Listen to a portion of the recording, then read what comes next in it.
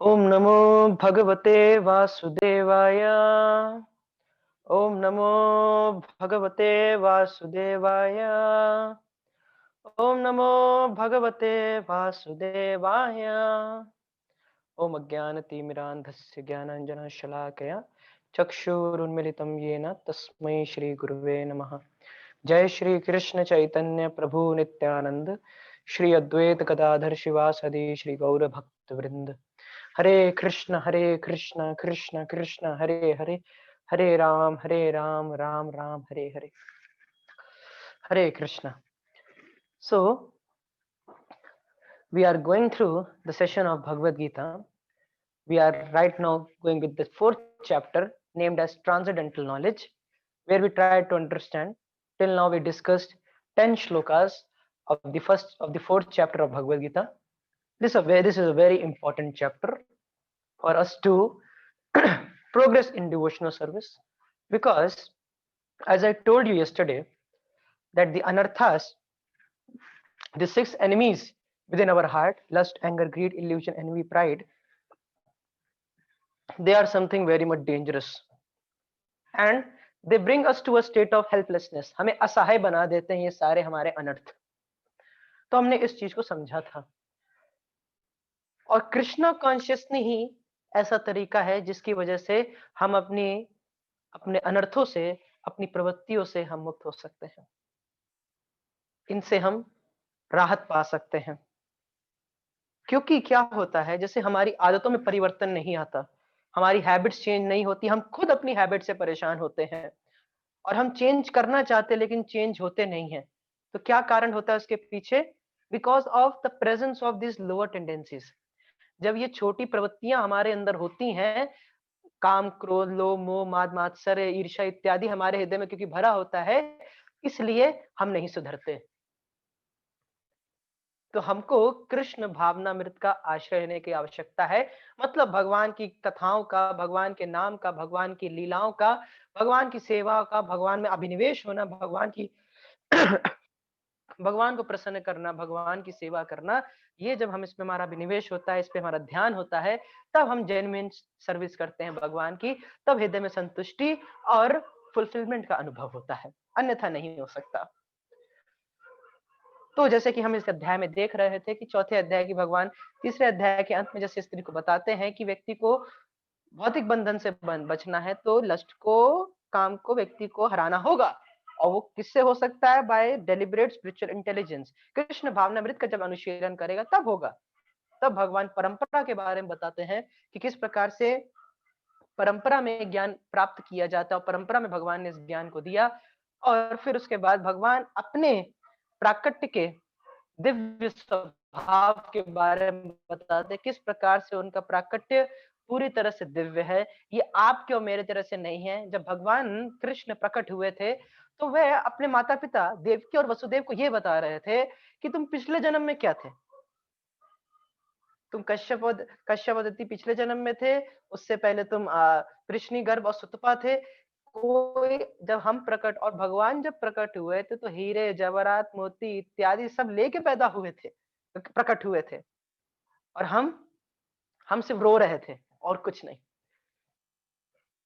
तो उसी प्रकार से भगवान की दिव्यता को स्वीकार करना चाहिए, और हमको उन दो मूर्खों की तरह नहीं होना चाहिए जिनके बारे में हम कल चर्चा कर रहे थे।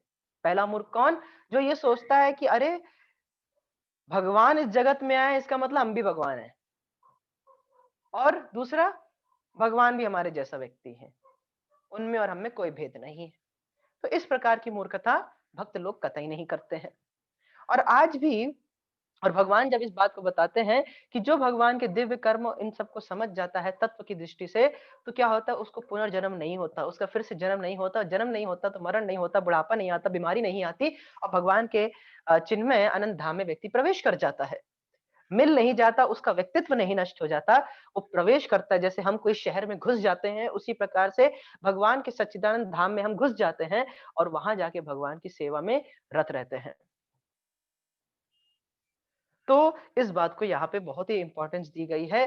पूरे आप देखेंगे बार-बार ये अध्यायों में वर्णन किया जाता है कि प्रभुपाद जी अपने तात्पर्य में बार-बार इस श्लोक को कोट करते हैं कि भगवान के जन्म और कर्म पूरी तरह से दिव्य हैं और ये हमें तत्व से समझना चाहिए और जो ये व्यक्ति इसको जान लेता है, वह जन्म मृत्यु के चक्कर से पूरी तरह से मुक्त हो जाता है, क्योंकि हमारी वास्तविक समस्या यही है, जन्म, मृत्यु, बुढ़ापा, बीमारी। हाँ? एक बार श्रील प्रभुपाद जी से एक व्यक्ति कहते हैं कि प्रभुपाद जी, ये देखिए हम कितना एडवांस कर रहे हैं। हाँ, हम जा रहे हैं, जैसे बताते हैं कि हम जा रहे हैं मून पे, हम मार्स पे जा रहे हैं, हम मून पे जा रहे हैं। तो प्रभुपाद जी कहते हैं आप मार्स पे जाके करिएंगे क्या? वही ईटिंग, स्लीपिंग, मेटिंग, डिफेंडिंग, आहार, निद्रा, भय, मैथुन। तो one should understand that what is the purpose of one's existence। हमारे अस्तित्व का मूलतः उद्देश्य क्या है और हमारे अस्तित्व का मूलतः उद्देश्य क्या है? भगवान के दिव्य कर्म जन्म को समझना तत्व से और उनके लिए कार्य करना। हम भगवान के दास हैं, भगवान की सेवा में रत रहना। कभी कभी कुछ लोग प्रश्न करते हैं कि हमें बड़ा डर लगता है, भक्ति में बड़े नियम हैं, भक्ति में बड़ी समस्याएं हैं, कुछ गलती हो गई तो, क्योंकि हम बहुत गलत कार्य करते आए हैं अब तक, और क्योंकि हम गलत कार्य करते आए हैं तो अब हमें लगता है कि अगर हमने भक्ति में कर दिया ऐसा तो क्या होगा हमारे साथ। तो देखिए, भगवान एक बात बोलते हैं गीता के 9वें अध्याय में, अपि चेत सुदुराचारो भजते माम अनन्य भाग साधुरेव समन्तव्य सम्यक व्यवस्थितो हि सः। अपि चेत सुदुराचारो, दुरा आचार मतलब व्यवहार, दुराचार मतलब खराब व्यवहार, सुदुराचार मतलब बहुत खराब व्यवहार।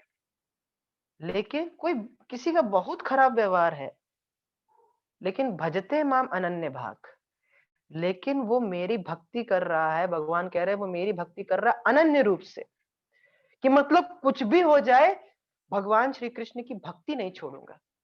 कितने भी मेरे जीवन में आके मेरे अनर्थ मुझको परेशान कर रहे हैं, मेरे कर्म मुझको परेशान कर रहे हैं, लेकिन मैं भगवान की भक्ति नहीं छोड़ूंगा।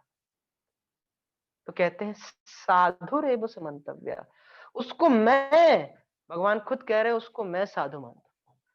तो अगर हम उसको साधु ना माने फिर तो ये तो भगवान की बात की अवहेलना हो जाएगी, क्योंकि भगवान उसको साधु मान रहे हैं। साधु रेव समन्तव्य, क्यों? सम्यक व्यवस्थितो हि सः, क्योंकि वो सही जगह स्थित है, क्योंकि वो वहां स्थित है जहां उसको स्थित होना चाहिए, मतलब वो भगवान श्री कृष्ण में पूर्ण, उसको पूर्णता विश्वास है।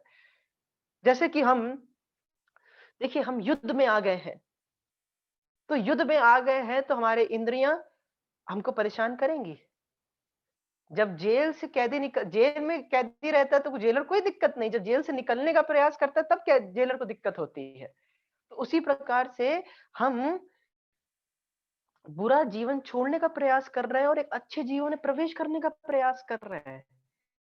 और जब हम अच्छे जीवन में प्रवेश करने का प्रयास कर रहे हैं तो इसीलिए हमें दिक्कतें तो आएंगी आएंगी,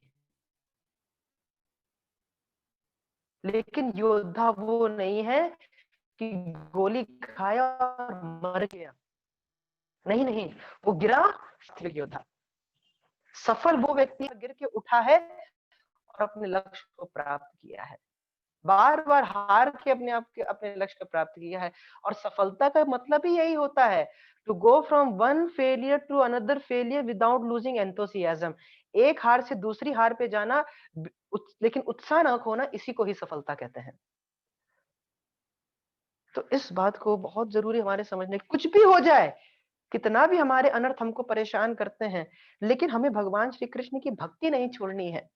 ऑब्वियसली जब हम कह रहे हैं खराब आचरण, तो ऐसा नहीं है कोई लाइसेंस नहीं गलत काम करने का, इसका हमें ध्यान रखना चाहिए कि हम कोई प्री प्लान करके ना करें, कोई कार्य हम प्री प्लान ना करें कि हम ऐसे भोग करेंगे या फिर ऐसे कोई गलत कार्य करेंगे। जब व्यक्ति से, भक्त से गलती हो जाती है तो भगवान उसको क्षमा करते हैं, और इसलिए परेशान नहीं होना चाहिए, भक्ति में भक्ति में लगे रहना चाहिए, क्योंकि सॉल्यूशन भक्ति ही है। जब सारे प्रयास कर लेंगे तो अंततः एक कंक्लूजन में पहुंचेंगे, वो क्या है कि वासुदेव सर्वमिति, भगवान श्री कृष्ण ही भगवान है, उनका ही शरण हमको ग्रहण करना चाहिए। तो भगवान की दिव्यता को हमको पूर्णतः स्वीकार करना चाहिए, उनको प्रामाणिक गुरु वर्गों से सुनना चाहिए, और इससे हम अपने जन्म मृत्यु के चक्कर को रोक सकते हैं, क्योंकि हम इस जगत के नहीं है, हम भगवान के धाम को यानी कि आध्यात्मिक जगत को बिलोंग करते हैं, वहां के वास्तविक रूप से हैं। और कृष्ण को जानने का, कृष्ण को प्रेम करने का बस यही तरीका है कि जब व्यक्ति अटैचमेंट, हाँ, आसक्तियों से मुक्त, भौतिक आसक्तियों से मुक्त होता है, जो अपनी स्पिरिचुअल लाइफ के लिए सीरियस है, उस व्यक्ति की जरूरत है, मतलब अटैचमेंट से मुक्त है, भय नहीं है किसी भी प्रकार का, क्रोध नहीं है उसके हृदय में। तो जब इस प्रकार से व्यक्ति मुक्त होता है और अपना मन भगवान में अभिनिश्चित करता है और भगवान का आश्रय लेता है, तो ऐसा व्यक्ति, जो जो लोग इस प्रकार से किए हैं, उन्होंने तपस्या की है, ऐसे बहुत सारे लोग हैं जिन्होंने इस प्रकार से करके, तपस्या करके भगवान के लोक को प्राप्त किया है, भगवान के प्रेम को प्राप्त किया है। देखिए, हम लोग शांति प्राप्त करना चाहिए, we want peace in our life, but I will like to tell you that love is more superior than peace. How? जैसे एक उदाहरण देता हूँ, पति पत्नी है, तो दो, एक पति पत्नी है, वह आपस में झगड़ा कर लेते हैं, मान लीजिए किसी बात पे उनसे झगड़ा हो जाता है, बड़ा नॉर्मल है, तो उन दोनों का झगड़ा हो जाता है। तो जब उनका झगड़ा हो जाता है, तो उसके बाद क्या, दोनों डिसाइड करते हैं कि हम अलग अलग कमरे में रहेंगे। अब और कुछ तो नहीं कर सकते, अलग अलग कमरे में रहते हैं, एक उस कमरे में, एक इस कमरे में। तो जब दोनों इस प्रकार से दोनों अलग अलग कमरे में रख रहे हैं, कैसा संपर्क होता है दोनों का, एक तो बात तो नहीं कर रहे, खाना है, गेट पे खाना पहुंचा दिया, फिर उनको कुछ पैसे चाहिए, गेट पे पैसे पहुंचा दिए। तो इस तरह से आप देखिए, क्या वो पीसफुल रहेंगे? हाँ, वो पीसफुल रहेंगे, क्योंकि वो अपने कमरे में है, वो अपने कमरे में, उनको सारी उनकी सुविधाएं मिल रही हैं, उनको सारी उनकी सुविधाएं मिल रही हैं, वो पीसफुल है, शांत है। लेकिन कितने दिन तक ऐसे अकेले रहेंगे? वो ज्यादा दिन तक अकेले नहीं रह सकते एक दूसरे से। तो क्या होगा कि वह एक कुछ समय बाद वापस आएंगे, मिलेंगे, और फिर एक दूसरे में जो भी गलत फहमी हुई थी उसको क्लियर करेंगे, और फिर से एक दूसरे के साथ प्रेम का आदान प्रदान करेंगे, एक दूसरे का ख्याल रखेंगे, एक दूसरे का टेक केयर करेंगे, और तब उनको ज्यादा आनंद अनुभव होगा। तभी love is superior to peace. Peace का स्थान नीचे है और लव का स्थान उससे ऊपर है। So that is why when we love Krishna, okay, we know that Krishna is the supreme controller, Krishna is the supreme enjoyer, is the supreme proprietor, is the best friend. Okay, we will attain peace. But when we serve him, when we please him, then that develops loving relationship with Krishna. And when that loving relationship is established, then we are in bliss. हम आनंद में होते हैं, हम बहुत प्रसन्न रहते हैं, right? और इसमें एक बहुत जरूरी बात है, बहुवो ज्ञान तपसा, और बहुत लोग पहले ज्ञान में स्थित होकर, सही ज्ञान के साथ भगवान में, उन्होंने तपस्या भी की, देखिए, मानव जीवन, बहुत लोग कहते हैं बहुत मेहनत करनी पड़ती है चीजें प्राप्त करनी, भक्ति में भी बड़ी मेहनत है, नाम जप करो, सुबह उठो, हाँ, तपस्या करो, कितना दिक्कत है। देखिए, बिना प्रयत्न के कुछ नहीं प्राप्त होता। अमेरिका में एक सेइंग है, no pain no gain, and human life तपो दिव्य। There is a shloka in Shrimad Bhagwat, एक श्लोक है श्रीमद् भागवतम के 5वें स्कंद के 5वें अध्याय के पहले श्लोक में, बड़ा ही सुंदर बात कि तपो दिव्यम नायम देह देह भाजाम निलोके कष्टान कामान अर्हते वीट बुजाम, ये तपो दिव्यम पुत्र का ये न सत्वम शुद्धेत यस्मात् ब्रह्म सौख्यम तो अनंतम, ना अयम देह देह भाजाम निलोके। तो जितनी इंसानियत है इस निर्लोक में, मतलब इस जगत में जहां पे इंसान रहते हैं, मनुष्य रहते हैं, तो उनको देह प्राप्त है। तो उनका देह जो उनको प्राप्त है, वह कष्टान कामान अर्हते वीट बुझामिए, वह उन पशुओं की तरह मेहनत करने के लिए नहीं है, जो कि सुबह उठते हैं, जैसे सुकृत्याति, वो सुबह उठते हैं, सोचते हैं मेरा विष्ठा कहाँ है, मेरी विष्ठा कहाँ है, मेरा खाना कहाँ है, मेरा खाना कहाँ है, उसके लिए वो मेहनत करते हैं। कष्टान कामान अर्थे वीट भुजाम्ये। कुछ थोड़े से खाने के लिए, थोड़े से इत्यादि के लिए वह खूब मेहनत करते हैं। इसके लिए मानव जीवन नहीं बना है। किसके लिए बना है? तपो दिव्यम, दिव्य तपस्या करने के लिए, भगवान का नाम जप करने के लिए, भगवान की सेवा करने के लिए। दिव्य तपस्या, क्योंकि तपस्या तो हिरण्यकश्यप भी कर रहा था, लेकिन वह तपस्या दिव्य नहीं थी, क्योंकि उसमें तीनों गुणों का प्रधान था, और साथ साथ में वह सेल्फिश, यानी कि स्वार्थ इच्छा के साथ उसको किया जा रहा था।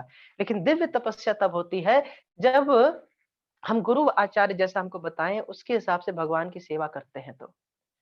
तो तपो दिव्यम पुत्र का, और ये दिव्य तपस्या करने से होगा क्या? जैसे हमने आपको बताया, भक्तों का संग करना, श्रील प्रभुपाद जी की पुस्तकें पढ़ना, भगवान के नाम का जप करना, प्रसाद ग्रहण करना, भगवान की कुछ प्रैक्टिकल सेवा में लगना, हाँ, भगवान के मंदिरों का दर्शन करना, भगवान के धाम में जाना, भगवान के सामने नृत्य करना, भगवान के लिए कुछ सेवा करना, कुछ अपना धन राशि भगवान की सेवा में नियोजित करना, ये सब जब करते हैं, दिव्य तपस्या करते हैं। क्योंकि तपस्या का मतलब होता है कि उच्चतर उद्देश्य को पाने के लिए, उच्चतर उद्देश्य को पाने के लिए खुद से कष्टों को ग्रहण करना। To achieve higher goals, voluntarily accepting pains, voluntarily accepting austerities, voluntary स्वेच्छा से हम स्वीकार करते हैं अपने उच्चतर लक्ष्य को प्राप्त करने के लिए, या फिर जो वास्तविक धर्म है उसको करने के लिए। तो जब इस प्रकार से करते हैं तो होता क्या है, तो बताते हैं, शुद्धेत यस्मात्, तो उससे क्या होता है, जो हृदय है हमारा, जो सत्व है, वो शुद्ध होता है। सत्व मतलब जो हमारे संस्कार हैं, जो हमारा चित्त है, जिसमें कि काम, क्रोध, लोभ, मोह, माद, मात्सर्य, lust, anger, greed, illusion, pride, anxiety, stress, depression, जो ये भरा पड़ा है हमारे सत्व में, शुद्धेत, शुद्ध होता है। और उससे फिर आगे क्या प्राप्त होता है? ब्रह्म सौख्यम, we get unlimited happiness, unlimited happiness. अभी हम हैप्पीनेस कितना जानते हैं? इतना ही जानते हैं कि न्यू ईयर ईव है तो आज खुश हैं, अगले दिन से या 2-3 दिन बाद कॉलेज खोल गए फिर दुखी हो गए। हमारे लिए खुशी थी, आज दुख, आज सुख, कल दुख, अभी है कल नहीं रहेगा। लेकिन यहाँ पे सौख्यम तु अनंतम, अनंत सुख की व्यक्ति को प्राप्ति होती है, इसलिए तपस्या करनी चाहिए। और तभी अब भगवान फिर आगे बताते हैं कि जब इस प्रकार से जब होता है, तो हमने भगवान की परंपरा के बारे में समझा, साथ साथ में हमने भगवान के दिव्य, जो भगवान यहाँ पे अपने प्राकट्य के दिव्य स्वभाव के बारे में बताया। अब भगवान क्या बताएंगे? भगवान ये बता रहे किस प्रकार से वही क्रिएटर है, वही सृष्टि करता है, और उन्हीं ने ही सारे पथों का कल्मिनेशन किया, उन्हीं ने उसी सारे पथों की उत्पत्ति की है। और ये बहुत ही फेमस श्लोक है, क्योंकि जैसे कि हमने अंत में देखा था कि भगवान जिस प्रकार से बता रहे हैं कि जो व्यक्ति राग, भय, क्रोध इनसे मुक्त होता है और अपना मन भगवान में अभिनिवेशित करता है, भगवान में आश्रय लेता है, तो पहले बहुत सारे लोगों ने इस प्रकार से ज्ञान में स्थित होकर तपस्या करके शुद्ध हुए हैं और मेरे प्रेम को प्राप्त किया है। तो यहाँ पे एक लिंक बनाते हैं कि भगवान के जो भक्त होते हैं, एक निष्ठ भक्त होते हैं, वह क्या समझते हैं, वह इस बात को जानते हैं कि भगवान के जन्म और क्रियाएं पूरी तरह से दिव्य हैं और शाश्वत हैं। लेकिन ये तो भगवान के भक्ति करते हैं ना, लेकिन और भी ऐसे लोग हैं जो विभिन्न और अन्य पथों को स्वीकार करते हैं, और जब वे अन्य पथों को स्वीकार करते हैं तो साथ ही साथ में उनके अन्य लक्ष्य भी होते हैं। तो जिनके अन्य लक्ष्य हैं, जैसे एक का लक्ष्य है भगवान के धाम को प्राप्त करना, भगवान के दिव्य लीलाओं को समझना, शाश्वत लीलाओं को समझना, ये भक्तों का कार्य हो गया। लेकिन जो भगवान के पास अलग लक्ष्यों के साथ पहुंच रहे हैं, उनका क्या होगा? हर कोई भगवान की दिव्य चीजों को नहीं जानने का प्रयास करता, कुछ भगवान से भोग भी चाहता है, कुछ भगवान से अलग तरह के साक्षात्कार भी चाहता है, तो उसका क्या होगा? तो भगवान उसके लिए ये श्लोक बोल रहे हैं। बात समझ में आ रही, लिंक समझ में आ रहा है कि उनका क्या, यहाँ पे जैसे बताया गया कि भगवान के जो एक निष्ठ भक्त हैं, वह इस बात को जानते हैं कि भगवान के जो जन्म है, भगवान की जो क्रियाएं हैं, वो दिव्य हैं और शाश्वत हैं। लेकिन हर कोई भगवान के पास इस तरह से नहीं पहुंचता, इस लक्ष्य के साथ, इस उद्देश्य के साथ नहीं पहुंचता, इस चीज को नहीं मानता। तो बहुत ऐसे लोग हैं जो भगवान के पास जाते हैं अलग लक्ष्यों के साथ, अलग गोल्स के साथ। तो उनके साथ क्या होता है? तब भगवान ये श्लोक बोलते हैं, ये यथा माम प्रपद्यन्ते ताम तथैव भजाम्यहम् हम, मम वर्तमानुवर्तन्ते मनुष्य पार्थ सर्वशः। बहुत सुंदर बात। ये यथा माम प्रपद्यते ताम तथैव भजाम्यहम्, हम जैसे इन द मैनर और मूड, राइट, हम जिस स्वभाव में, जिस मूड के साथ भगवान के चरणों में शरणागत होते हैं, भगवान हमारे साथ उसी तरह से आदान प्रदान करते हैं। जिस तरह से हम भगवान के चरणों में शरणागत, भगवान उसी तरह से हमारे साथ आदान प्रदान करते हैं। In the manner and the mood people surrender unto me, Krishna is saying, ये यथा माम, माम प्रपद्यन्ते, प्रपद्यन्ते मतलब शरण में आते हैं। जिस तरह, ये यथा, जिस तरह से भी मूड या मैनर, जिस तरह से भी कोई व्यक्ति भगवान के शरणागत होता है, ताम्स तथैव भजाम्यहम्, आई reciprocate in that same mood, in that accordingly I reciprocate accordingly। तो यहाँ पे भगवान का पार्शियलिटी नहीं, यहाँ पे भगवान का रेसिप्रोकेट, मतलब पार्शियल, भगवान पार्शियल नहीं, भगवान रेसिप्रोकल है, इस बात की यहाँ पे पता चल रहा है। जैसे एक बड़ा ही फेमस प्रश्न होता है कि आप कहते हैं कृष्ण भगवान है, हाँ, राम भगवान है, शिव जी को आप नहीं कहते। तो अगर हम शिव जी की बात करें, तो शिव जी जो हैं, वह, उनकी पूजा राम ने की थी, रामेश्वरम मंदिर है। तो अब इसको थोड़ा समझना होगा, क्योंकि शिव जी पूरी तरह से, उनका पूरा समर्पण है भगवान श्री कृष्ण के प्रति, इसीलिए भगवान का पूरा समर्पण है भगवान शिव के प्रति। तो शिव जी उनको अपना आराध्य मानते हैं, उनको पूरा समर्पित हो जाते हैं, और इसीलिए भगवान, क्योंकि क्योंकि इसीलिए भगवान श्री कृष्ण, क्योंकि भगवान शिव उनके दास हैं और वह पूरी तरह समर्पित हैं, इसलिए भगवान को भी आनंद आता है उनकी सेवा करने में। अगर रामेश्वरम मंदिर ही प्रमाण है कि भगवान शिव बड़े हैं, तो देखा जाए तो भगवान श्री कृष्ण ने नंद बाबा, क्योंकि उनके पिता का रूप यहाँ पे लीला में थे, तो नंद बाबा की चप्पलें अपने सर पे रखी थी, यशोदा माई तो उनको डंडा मार रही थी, और सुदामा के पैर धोए थे। तो फिर सुदामा तो बहुत बड़े भगवान हो गए। स्वभाव है, भगवान जो है अपने भक्त के लिए सब कुछ करने को तैयार है। साधवो हृदय मह्यम साधुनाम हृदय तो हम मदन्यते न जानन्ति ना हम ते भ्रमनागपि। भगवान खुद ही कहते हैं कि मैं साधुओं यानी कि भक्तों के हृदय में रहता हूँ, और मेरे भक्त मेरे हृदय में रहते हैं। मैं उतना ही जानता हूँ जितना मेरा भक्त जानते हैं, और कुछ नहीं जानते, करते हैं जो मैं कहता हूँ। तो भगवान के जो भक्त हैं वो भगवान के हृदय हैं, और शिव जी इस बात को क्लियर भी करते हैं, पार्वती जी को स्वयं बोलते हैं इस बात को, कहते हैं आराधनाम सर्वेशम विष्णु आराधनम परम।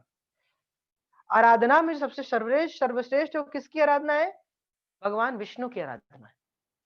तस्मात् परतरम देवी तदिया नाम सर्वचना, और उससे भी श्रेष्ठ किसकी है? भगवान की जो तदिया यानी कि भगवान के भक्त। ब्रह्मा जी खुद कह रहे हैं ईश्वर परमा कृष्णा, ईश्वर कंट्रोलर परम, who is the supreme controller? Krishna खुद इस बात को बता रहे हैं। तो इसीलिए, और भगवान शिव के या किन्हीं भी देवी देवताओं की हमको स्थिति समझनी चाहिए, और खासकर मैं भगवान शिव की बात करूं कि तो पूरा एक शिव तत्व है। बहुत सारे तत्व होते हैं, जीव तत्व होता है, शक्ति तत्व होता है, विष्णु तत्व होता है, उस तरह शिव तत्व है।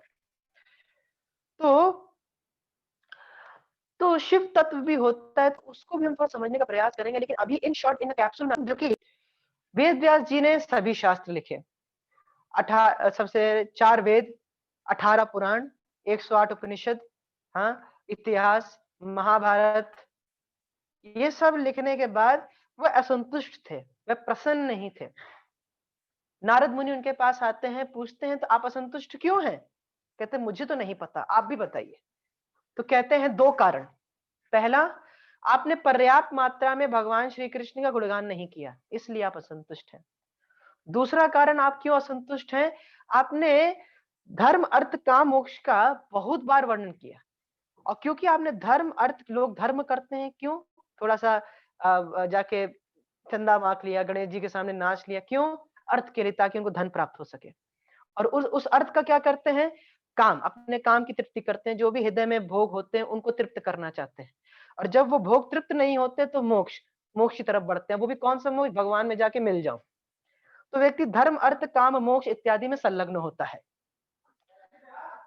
तो धर्म अर्थ काम मोक्ष में वह व्यक्ति समर्पित होता है। इसीलिए इन्हें कहा कि आपने 4 पुरुषार्थ का वर्णन बहुत बार किया अपने पुराणों में, और आपने राइट कंक्लूजन लोगों को नहीं दिया। शिव पुराण ने शिव जी को महान दिखा दे दिया, देवी पुराण ने देवी जी को महान दिखा दिया, अन्य कोई देवी देवता का पुराण है उनको महान दिखा दिया। आपने रियल सब्सटेंस यानी कि कृष्ण भक्ति ही सर्वश्रेष्ठ है, ये तो आपने बताया ही नहीं। इसीलिए आप असंतुष्ट हैं।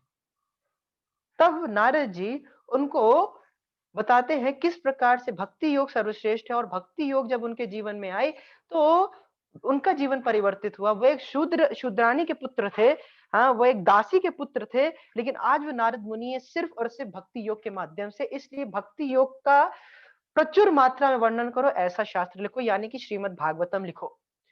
और फिर सुखदेव गोस्वामी, सॉरी, व्यासदेव जी श्रीमद् भागवतम लिखते हैं, और जब वो श्रीमद् भागवतम लिखते हैं तो वो खुद सीधा दूसरे श्लोक में, श्रीमद् भागवत 18,000 श्लोक है श्रीमद् भागवतम में, और दूसरे श्लोक में ही क्या लिख रहे हैं? कहते हैं किंवा परे, किसी और शास्त्र की क्या जरूरत है जब श्रीमद् भागवतम है तो? क्योंकि उसमें यह स्थापित किया गया है कि भगवान श्री कृष्ण ही भगवान है। और तभी श्रीमद् भागवतम के अंतिम अध्याय में, 12वें स्कंद के अंतिम अध्याय में, 13वें अध्याय में एक श्लोक आता है, निम्न गानाम यथा गंगा देवानाम अच्युतो यतः वैष्णवान यथा शंभु पुराना नाम इदम ततः। क्या कहते हैं? कि निम्न गानाम यथा गंगा, जो ऊपर से नीचे आने वाली जो नदियां हैं उनमें से श्रेष्ठ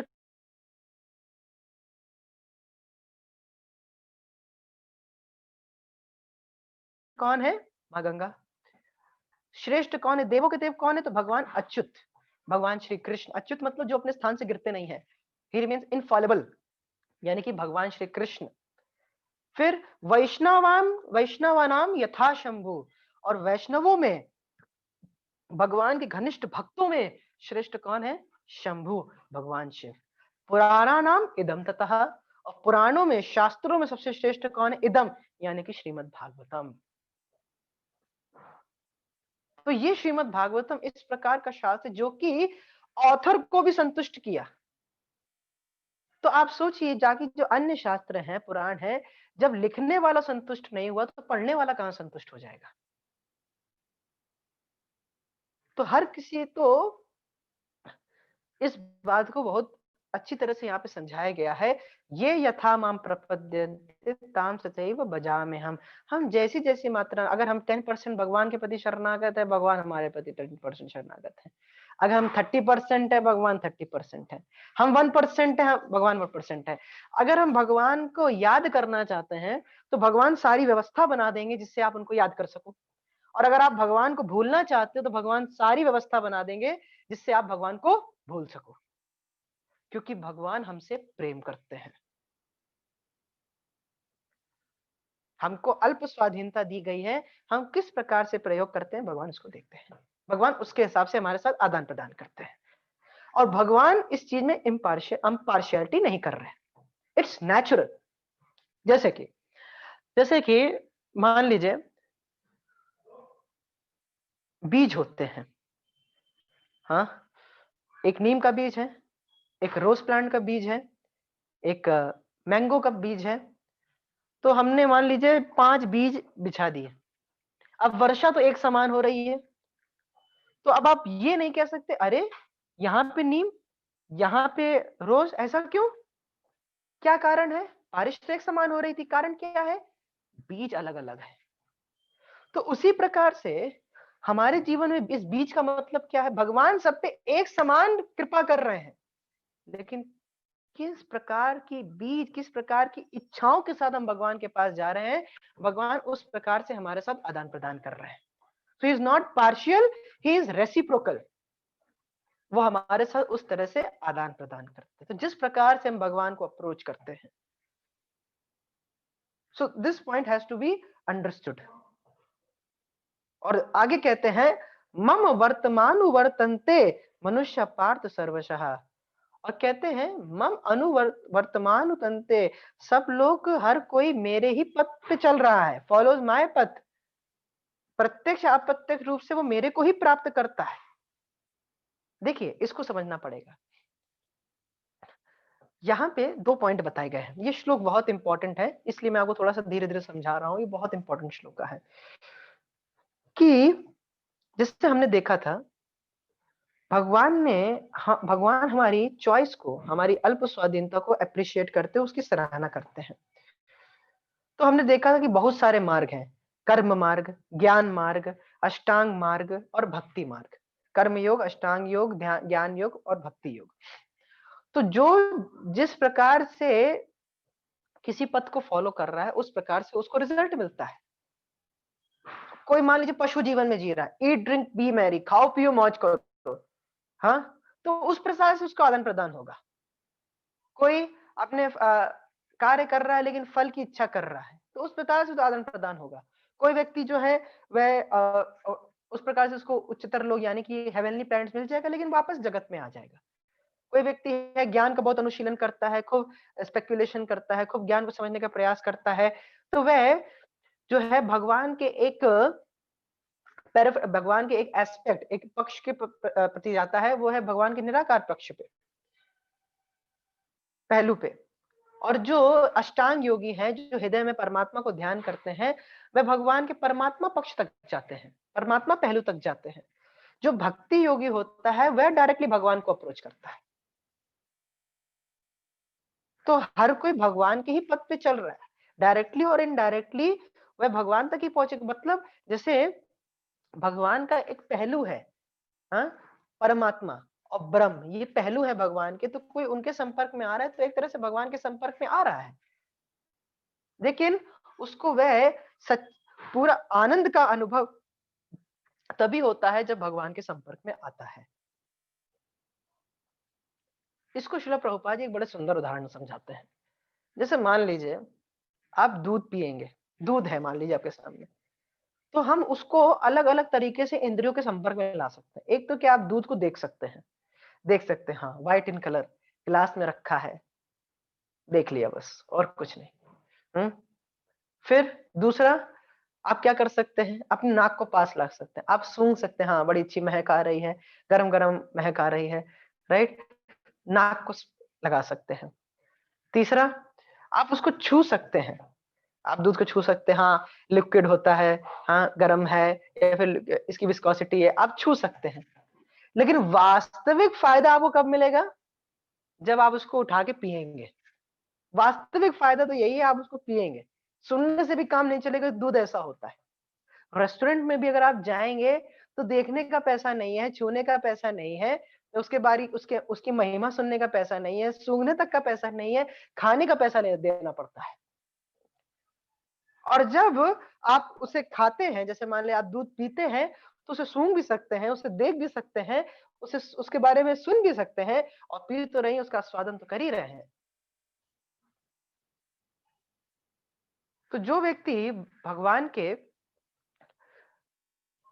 अन्य मार्गों में लगता है, कर्म योग, ज्ञान योग, अष्टांग योग में, तो भगवान क्या, उसको भगवान की कंप्लीट अंडरस्टैंडिंग नहीं हो सकती, पूरी समझावट भगवान की नहीं हो सकती। लेकिन कोई व्यक्ति, क्योंकि वो जब परमात्मा तक गया है, या फिर वो ब्रह्म में है, या फिर वो देवताओं के पास जा रहा है, लेकिन जब वह व्यक्ति भक्ति योग का अनुशीलन करता है, तब उसको भगवान की समझावट होती है, भगवान के नाम, रूप, गुण, लीला, भगवान के अन्य तदिया, इन सब का उसको अनुभव होता है, उन सब के बारे में जानता है, भगवान के पवित्र धाम के बारे में जानता है, उन सब का उसको अनुभव होता है, उस सब का उसको प्राप्ति होती है, तब जब भक्ति योग का अनुशीलन करता है। और जब वो होता है तो बाकी सब अन्य अपने आप हो जाते हैं। जैसे कोई व्यक्ति क्लास 10th में होता है तो ऑब्वियस है कि उसने 7th और 8th पढ़ा होगा। तो इस बात को यहाँ पे बताया जा रहा है। और यहाँ पे एक और बहुत जरूरी बात है कि all path doesn't lead to one destination. कि बहुत लोग कहते हैं तुम कुछ भी करो वहीं पहुंचोगे, तुम कोई भी पथ को स्वीकार करो वहीं जाओगे, हमें उस सच्चिदानंद के पास जाना है। तो इस प्रकार से लोग कहते हैं, तो भगवान यहाँ पे एक बात है, उस चीज का खंडन भी हो रहा है। All path doesn't lead to one goal. जैसे हम स्टेशन जाएं और हम कहें, और टीटी हमसे पूछे, या हमसे जो टिकट काउंटर वाला है पूछे, भैया कहाँ जाना है आपको, कोई भी टिकट दे दो दिल्ली ही पहुंचेंगे। ऐसा तो नहीं होता कि हम कोई भी ट्रेन में बैठ जाएंगे और हम दिल्ली ही पहुंचेंगे। क्या ऐसा होता है? ऐसा कभी नहीं हो सकता, ये ऐसा होता ही नहीं, हो ही नहीं सकता। तो उसी प्रकार से all path doesn't lead to one goal. भगवान गीता में इस चीज को सीधे सीधे क्लियर कर देते हैं कि यान्ति देव व्रता देवान पितृन यान्ति पितृवतः भूतानि यान्ति भूतेज यान्ति मत याजिनो अपि माम। जो देवताओं की पूजा करता है वो देवताओं के लोक में जाता है, जो पितरों की पूजा करता है पितृलोक में जाता है, जो भूतों की पूजा करता है भूतों के लोक में जाता है, और जो मेरी पूजा करता है वो मेरे लोक में आता है, मेरे धाम को प्राप्त करता है। तो इस बात को भगवान ने पूरी तरह से क्लियर कर दिया है। तो भगवान वास्तव में आदान प्रदान करते हैं उनके विभिन्न इंटेंसिटी तीव्रता के साथ, जिस तीव्रता के साथ वह भगवान के साथ आदान प्रदान या भगवान के साथ प्रेम करता है। तो किसी को भगवान का परमात्मा फीचर पर ही करना है तो ठीक है, सो बी इट, तथास्तु। इस प्रकार से भगवान करते हैं। और भगवान भी आध्यात्मिक जगत में बताया जाता है, श्री प्रभुपाद जी तात्पर्य में लिखते हैं कि भगवान भी आध्यात्मिक जगत में अपने शुद्ध भक्तों के साथ किस प्रकार से आदान प्रदान करते हैं, जैसे भक्त उनसे चाहता है। एक श्लोक में कल हम भी इस चीज को श्लोक देख रहे थे, यद्यप दीयते उरुगाय विभावयन्ति तत्तद वपु प्रणश्येत सत अनुग्राया। जिस जिस रूप में भक्त भगवान की आराधना करता है, भगवान उस रूप में प्रकट होते हैं उसके सामने। तो कोई भगवान को स्वामी के रूप में सेवा करना चाहता है, कोई भगवान के दास के रूप में सेवा करना चाहता है, कोई भगवान के दोस्त के रूप में सेवा करना चाहता है, कोई पिता के रूप में या माँ के रूप में सेवा करना चाहता है, और कोई उनके अनलॉयड डिवोशनल उनके माधुर्य में सेवा करना चाहता है। तो भगवान उस प्रकार से उसके साथ आदान प्रदान करते हैं। और उसी प्रकार से भगवान विभिन्न प्रकार के जो वर्शिपर्स हैं उनके साथ इस प्रकार से व्यवहार करते हैं। फिर एक प्रश्न बनता है कि अगर भगवान की भक्ति करके, भगवान श्री कृष्ण की भक्ति पद को स्वीकार करके उसको सब कुछ मिल जाता है जो उसको चाहिए, तब कोई व्यक्ति देवी देवताओं की पूजा क्यों करता है? हाँ? तब कोई किसी और की पूजा क्यों करता है? जब भगवान श्री कृष्ण की पूजा करके ही सब कुछ प्राप्त हो जाता है, तब कोई व्यक्ति किसी और की पूजा क्यों करता है? तो उसके लिए फिर अगली बात बताते हैं। कहते हैं भगवान कि लोग देवताओं की पूजा करते हैं ताकि उनको भौतिक चीजें प्राप्त हो सके और उनको जल्दी उसका परिणाम मिले, जल्दी से प्राप्त हो। देवी देवताओं की पूजा भी व्यक्ति क्यों करता है? ताकि उसको जो फल चाहिए उसको जल्दी से प्राप्त हो। देखिए, देवी देवताओं के संपर्क में देवी देवताओं का स्थान हमको समझने का प्रयास करना चाहिए। अगर मान लीजिए आप देवी देवताओं की उपासना करते हैं, शिव, भगवान शिव, इंद्र, गणेश, दुर्गा जी, इन सब की उपासना करते हैं। अगर उद्देश्य ये है कि ये भगवान के दास हैं, ये देवी देवता जो हैं, भगवान शिव हैं या दुर्गा जी हैं, ये भगवान के दास दासी हैं, और इसलिए मैं इनको पूछता हूं क्योंकि ये भगवान के दास हैं। भगवान श्री कृष्ण पूर्ण पुरुषोत्तम भगवान है और ये इनके दास हैं। जब ये मेंटालिटी है तो ठीक है। लेकिन अगर ये मानसिकता है कि नहीं यही भगवान है, हाँ, कि कृष्ण और शिव बराबर स्थान पे हैं, तो ये अपराधजनक हो जाता है, ये ठीक नहीं है। जिस प्रकार से और भगवान शिव को भी नहीं अच्छा लगता, क्योंकि वो भगवान को अपना आराध्य मानते हैं। वह खुद, जब आप श्रीमद् भागवतम का चौथा स्कंद पढ़ेंगे, 24वां अध्याय देखेंगे, रुद्र गीत है। मतलब रुद्र जी प्राचीन वरी के जो पुत्र हैं, प्रचेतागण, उनको वह खुद बताते हैं कैसे भगवान भगवान वासुदेव की आराधना करो, कैसे उनके लिए भक्ति में लगो। और उसके पूरा अध्याय, बहुत बड़ा अध्याय, रुद्र गीत करके पूरा song sung by Lord Shiva. तो उस पूरा चैप्टर है और उसमें सीधे सीधे एक बात बोलते हैं, मैं उसको देख रहा था कि विरिंच विरिंच विरिंचा सुरेंद्रम वंदितम, विरिंची वैरिंची सुरेंद्र वंदितम। विरिंची यानी कि ब्रह्मा, वैरिंची मतलब ब्रह्मा जी के पुत्र यानी कि चार कुमार, नारद, भगवान शिव भी, सुरेंद्र इंद्र भी, वंदितम, वे सब भगवान श्री कृष्ण की पूजा करते हैं, भगवान की आराधना करते हैं। खुद खुद शिव जी बोल रहे हैं इस बात को। भगवान शिव, भगवान ब्रह्मा जी, सब लोग भगवान कृष्ण की आराधना करते हैं, क्योंकि वे मूलभूत, he is the supreme personality of Godhead, he is the source of everyone in this existence. अहम सर्वस्य प्रभो मत्ता सर्वम प्रवर्तते। तो व्यक्ति इस प्रकार से जब, तो देवी देवताओं का स्थान बस समझना चाहिए हमको। उनका स्थान ये है कि जैसे कोई गवर्नमेंट होती है, तो गवर्नमेंट में प्राइम मिनिस्टर होता है, तो प्राइम मिनिस्टर का स्थान यहाँ पे supreme personality of godhead Krishna है। और उनकी एक मिनिस्ट्री होती है, उसमें बहुत सारे मिनिस्टर्स होते हैं, उनमें डिपार्टमेंट्स होते हैं, home minister, finance minister, foreign affairs minister. तो उसी प्रकार से यहाँ पे विभिन्न डिपार्टमेंट्स हैं। जैसे रेन का डिपार्टमेंट इंद्र जी को दे दिया, फायर का डिपार्टमेंट अग्निदेव को दे दिया, वाटर का डिपार्टमेंट वरुण देव को दे दिया। तो इस तरह से डिपार्टमेंट बांट दिए हैं। और जिस प्रकार से सरकारें बदलती हैं, हाँ, उस प्रकार से डिपार्टमेंट मिनिस्टर्स बदलते हैं। लेकिन ऐसा नहीं है कि जैसे इंद्र, हर मनवंतर में इंद्र बदल जाते हैं, लेकिन भगवान श्री कृष्ण ऐसा नहीं कि बदले कि अब कोई और 10 साल बाद कोई और भगवान हो जाएगा। नहीं नहीं, कृष्ण इस आद्यम पुराण पुरुषम नव यौवनम च, अद्वैतम अच्युतम अनादि अनंत रूपम, आद्यम पुराण पुरुषम, is the Puran, is the most oldest नव यौवन, but is still young. So this point has to be understood that demigods, they have a certain role, they are empowered administrators, उनको शक्ति प्राप्त है, वह भगवान के असिस्टेंट हैं और वह भगवान पे निर्भर हैं। भगवान की शक्ति के बिना वो कुछ नहीं कर सकते। बल्कि जो देवताओं के उपासक होते हैं, भगवान भी उन जो देवताओं के भक्त हैं, उनके हृदय में श्रद्धा देते हैं कि देवता की पूजा कर लो, कैसे करनी है। और देवता भी अगर उनके भक्तों को कुछ दे पाते हैं, तो भगवान उनको देते, तब देवता दे पाते हैं। और उन देवताओं के भक्तों की श्रद्धा को विदल भगवान ही करते हैं। तो इस चीज को हमें समझना बहुत जरूरी है कि स्थान क्या है देवी देवताओं का। किसी को कंडेम नहीं किया जा रहा है। जिस प्रकार से कोई लंगड़ा है, आप उसको बोलेगे देखो लंगड़ा, या फिर ऐसे कोई, मान लीजिए कोई ठीक से चल नहीं पाता, आप उसको कहें कि अरे वाह तुम क्या भागते हो, उसे कितना बुरा लगेगा। मान लीजिए कोई देख नहीं पाता ठीक से, उसको कहते तुम्हारी आंखें तो बहुत दूर तक आएंगी, तुम तेरा तीर लगाओ वहां पे, तो उसे कितना खराब लगेगा। तो उसी प्रकार से देवी देवता जो कि भगवान नहीं है, और उनको अगर भगवान कहा जाता है तो उनको बड़ा ही खराब लगता है।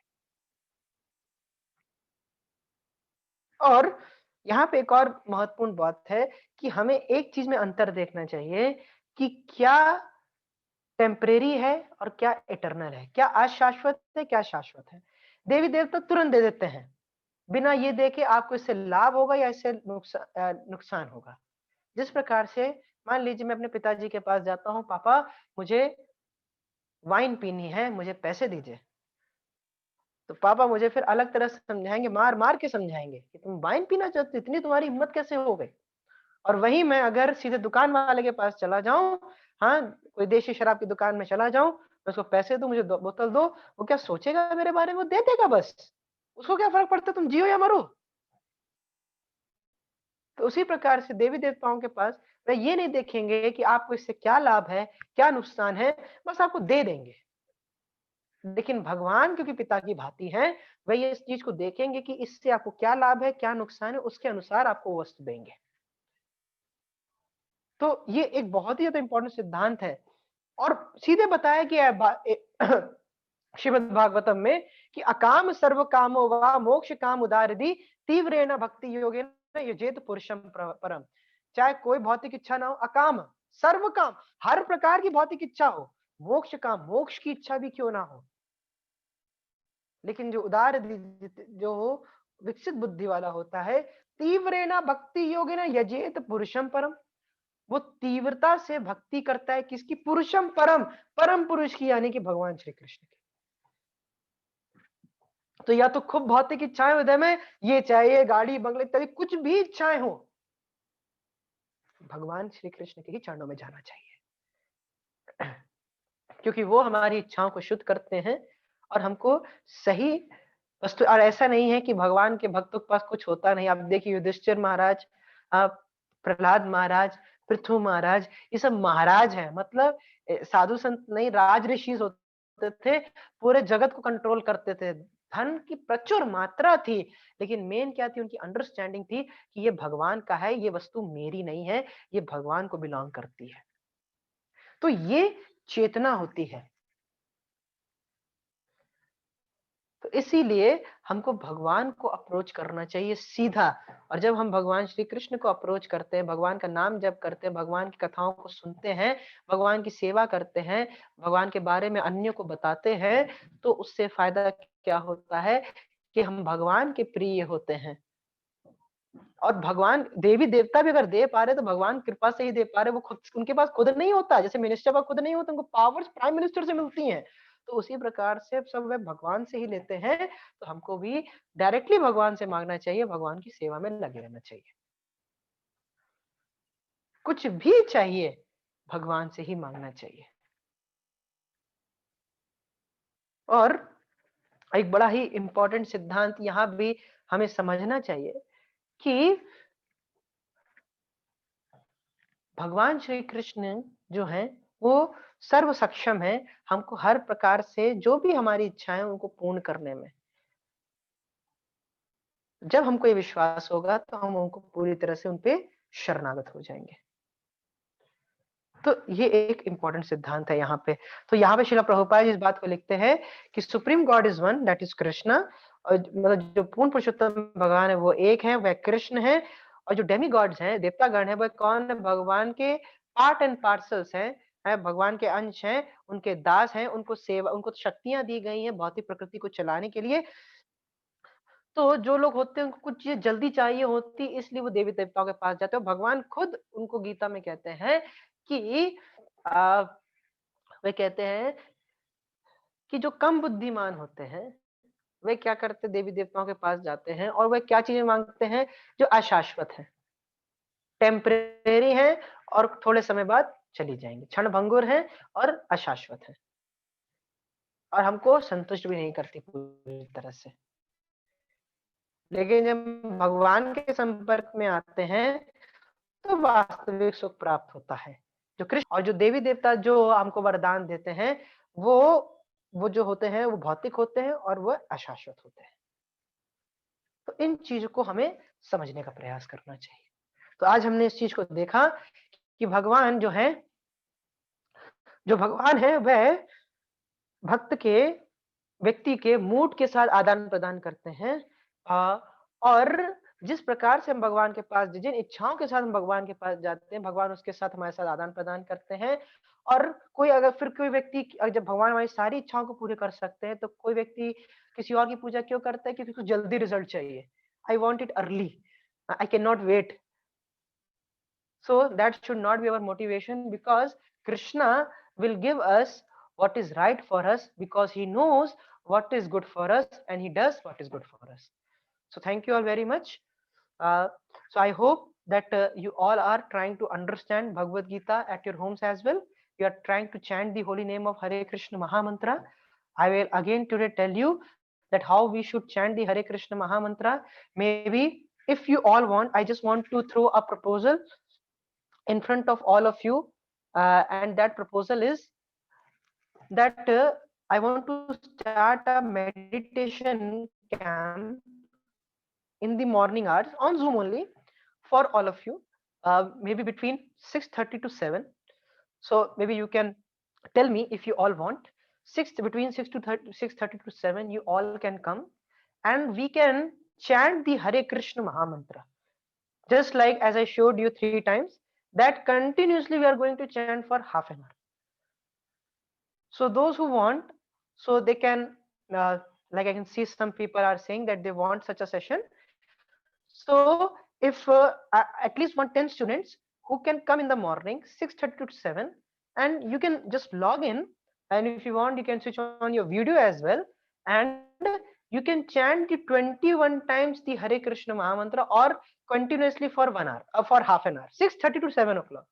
I don't think so that students, all of you, like it will be difficult for all of you to get up at 6:30. It's not so difficult, right? It's just a matter of habit. So just try to get up early, 6:30, and 6:30 to 7 we can chant the Hare Krishna Mahamantra with all attentiveness, and I'm guaranteeing you that you will see that your brain will become sharp. You will be able to grasp things very easily, and you'll be able to concentrate and focus also on whatever you are doing, because this Hare Krishna Mahamantra are not material ordinary vibrations. These are the vibration coming from the spiritual world. And what is the pramana? Golokera Prematarna Harinama Sankirtana. It is coming from the spiritual world directly. So it influences a lot. And I will even tell you when maybe this Saturday, Krishna willing, we will do a session, Art of Concentration in the Age of Distraction. So how can we concentrate? So there I will also try to tell you the alpha, theta and beta waves which our mind basically emanates. So how chanting of Hare Krishna helps us. So we will do this practice. So maybe by tomorrow all of you can tell me, and day after tomorrow, from like today is Tuesday, so from Thursday we can start, if you also desire. 6:30 to 7 we can have this chanting of Hare Krishna Mahamantra. As I shown you, once again I'll show you 3 times. You can also, if you want, you can do with me all together 6 times. We can do what you can do right now. You just all try to sit straight and close your eyes, or in your mind there should be this Hare Krishna Mahamantra, which is Hare Krishna, Hare Krishna, Krishna Krishna, Hare Hare, Hare Ram, Hare Ram, Ram Ram, Hare Hare. So this is the mantra, and we are now going to chant it 6 times with all attentiveness. एक एक शब्द को हम ध्यान पूर्वक सुनने का प्रयास करेंगे, राइट? एक एक शब्द को हम ध्यान पूर्वक, कोई जल्दी नहीं है, कहीं भागना नहीं है, बस एक मंत्र को, एक शब्द को सुनने का प्रयास करिए। बस ये महामंत्र, ये हरे, ये कृष्ण, ये राम सुनने का प्रयास करिए। So we will do it together and we can start now. Hare Krishna, Krishna Krishna, Hare Hare, Hare Ram, Ram Ram, Hare Hare, Hare Krishna, Krishna Krishna, Hare Hare, Hare Ram, Ram Ram, Hare Hare, Hare Krishna, Krishna Krishna, Hare Hare, Hare Ram, Ram Ram, Hare Hare, Hare Krishna, Krishna Krishna, Hare Hare, Hare Ram, Ram Ram, Hare Hare, Hare Krishna, Krishna Krishna, Hare Hare, Hare Ram, Ram Ram, Hare Hare, Hare Krishna, Krishna Krishna, Hare Hare, Hare Ram, Ram Ram, Hare Hare. So thank you all very much. So try to do this Hare Krishna Mahamantra daily, and when you will put this Hare Krishna Mahamantra in your morning hours, that will be very much beneficial for you. So thank you all very much. Shrimad Bhagavad Gita ki Jai, Srila Prabhupada ki Jai. Nitai Gaur Premanande. Hari Hari Bol.